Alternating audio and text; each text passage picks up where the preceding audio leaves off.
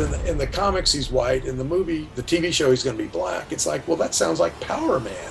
So why don't you just make a Power Man movie? If you don't like the core concept of the character, then leave it alone and just do something else.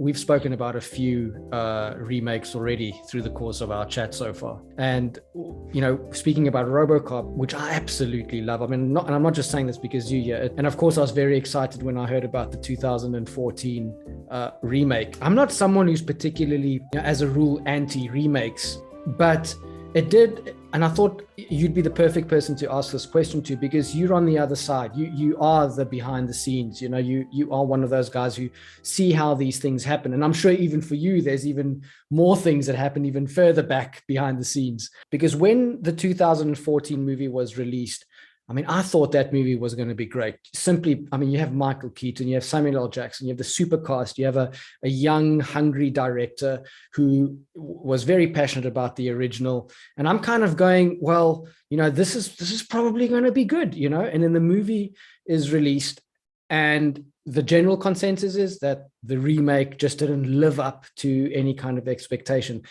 And when you have a cast like that and you have the resources that you have at your availability in a movie like that, I mean, that movie must have had a really serious budget. What goes wrong in that sort of a process when you've got this great source material, a great cast, you've got everything, all your ducks sort of in a row, and then the movie derails?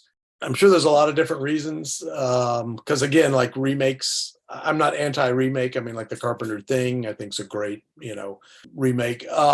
I remember like when I was on the set for the Elm Street remake, and the producers were kind of sitting over in a corner, just basically spitballing like what other titles did they see when they were kids that they could get the rights to and remake. You know, when that's your only motivation for doing it, then maybe that's the wrong reason, you know, for doing it.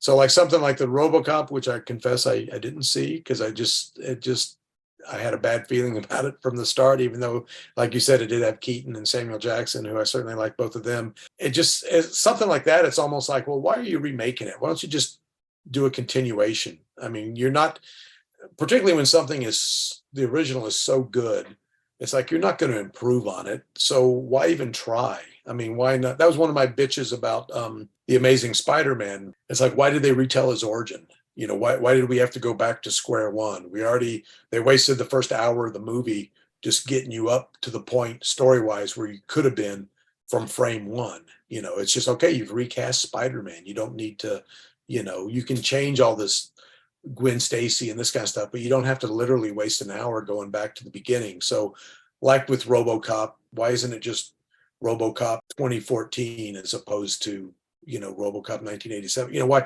why go back and retell it? Why not just make it a continuation? From what little I could tell from the story, it seemed like they missed the whole point. You know, with the original RoboCop, it's this guy loses his humanity and then he regains it. You know, by the end of the movie, he's not Robo, he's Murphy. From what I could tell from just the trailers and what I was reading about the remake, it was almost the opposite of that, where it was like he's aware that who he was trapped inside this, you know, thing, which is not necessarily a bad story, but it's just not RoboCop, you know. So it's like, again, why even go? So sometimes it's like, why even go down that road? It's like when the Tim Burton Superman that Peter Goobers was going to produce with Nicolas Cage. Like Goobers said in an interview that he thought Superman looked stupid when he flew and that he hated the costume. So like in the first 10, 20 pages, he loses his powers and he gets a different costume. And it's like, so why are you making Superman? You clearly don't like Superman, so why are you making a Superman movie? So when they screw with the source material so much to where it's almost unrecognizable, it's in like, why are you even calling it, you know, this? Just, you know, I've got you know, Kevin Grievous, he wrote Underworld. He created like the Underworld. Oh, yes. Yeah, he's a great guy. I've worked with him on Planet of the Apes and Men in Black 2 and stuff like that. And he's and I agree with him for the most part with this. Like he's like you, like, I don't want to see a black Superman. He goes, I want to create a new character who is essentially, you know, like a black Superman, but don't change this make your own thing. So, I mean, he's created, like, he's got a guy called the Blue Marvel, who's essentially like a black Superman, but it's like create your own character. Don't screw up what's already there. They're doing a Wonder Man TV show now for Disney Plus, but I mean, in the comics, Wonder Man was, I don't want to get into the whole changing the race and all that stuff, but in the comics, he's white. In the movie, the TV show, he's going to be black. It's like, well, that sounds like Power Man.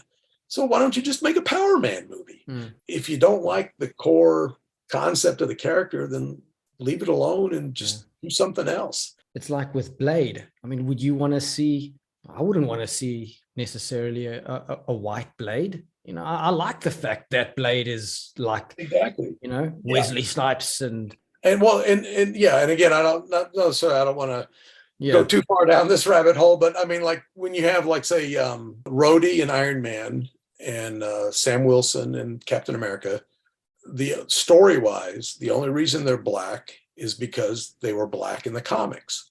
So that's why they should be black in the shows. But it's like, if that's good enough there, then it seems like it ought to be good enough in any, you know, I don't want to see an Asian Black Panther or a whatever. I want them to look like the comic book characters that I grew up with. Yeah, and just simply be true to the source material, whatever it is.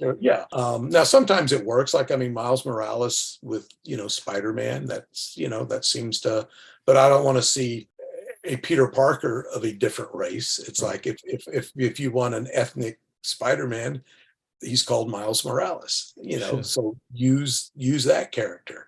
And that worked brilliantly. I mean, because you accepted it as an almost alternative take on the Spider-Man mythology. You accepted it as a alternate storyline, you know, and therefore it worked. You could play with it in that way, you know. In fact, if Sony wants, like, they've got this Kraven the Hunter coming out, or they did the Venom movie, it's like, if you need a Spider-Man movie in there, give us a live action Miles Morales. So let the MCU have Peter Parker, and the Sony Spider-Man universe, let that be Miles. And then if you find a way to cross them over, great. And but, you know, don't change these core characters. I mean, I would be pissed off. If I was I'm a Black Panther fan and suddenly he's not, you know, he's not black. It's like, what the hell? You know?